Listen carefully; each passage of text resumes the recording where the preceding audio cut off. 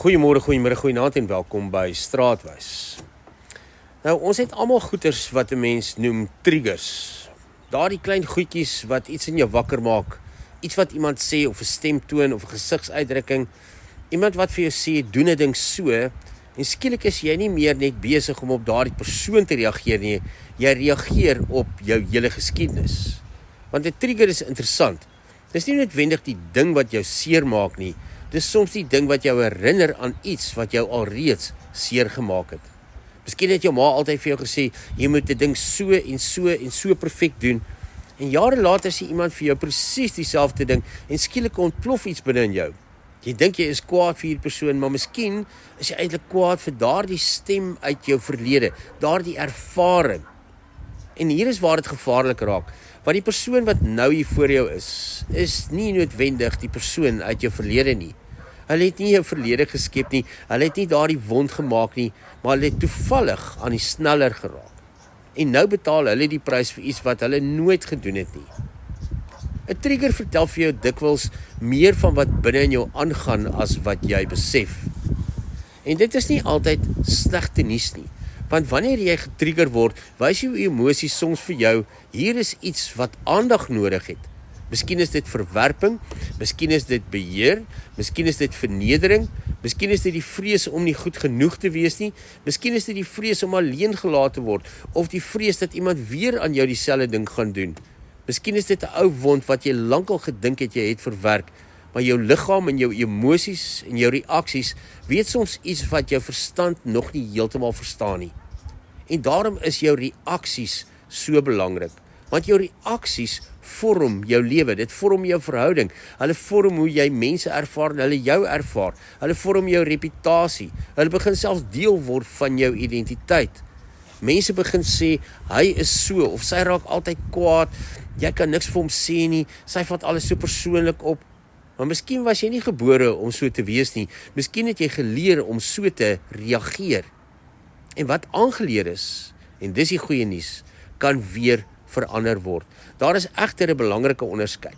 Jy kan nie altyd kies wat jou triggers is nie, maar jy kan leer om te kies wat jy met daardie triggers gaan maak. Dink daaraan soos 'n geweer. Die sneller is daar. Jy kan voel hoe jou emosies begin laai, hoe jou hart vinniger klop, jou liggaam gespanne raak, jou gedagtes begin jaag. En jy wil iets sê, jy wil terugbeklei, jy wil daardie emosie krag gee, jy wil onttrek, jy wil weghardloop, jy wil iemand straf. Maar daar is 'n oomblik, 'n klein oomblik tussen die sneller en die skoot. En daardie oomblik is waar jou vryheid lê. Want jy kan sê, wag, hoekom raak dit my so? Waar kom hierdie gevoel vandaan? Is hierdie persoon wat nou voor my is, werklik die vyand? Of het hulle net aan 'n ou wond geraak? En dit is volwassenheid, nie om nooit getrigger te word nie, maar om bewus te word van jou triggers, voordat jou triggers jou begin bestuur. Die Bybel sê in Spreuke, 'n sagte woord keer die grimmigheid af. Dit beteken nie, jy mag nooit kwaad wees nie. Dit beteken nie, jy moet jou emosies onderdruk nie. Dit beteken, jy hoef nie elke emosie wat jy voel in 'n aksie te verander nie. Ja, jy kan kwaad wees, sonder om iemand seer te maak. Jy kan bang wees, sonder om weg te hardloop. Jy kan getrigger wees, sonder om die sneller te laat trek.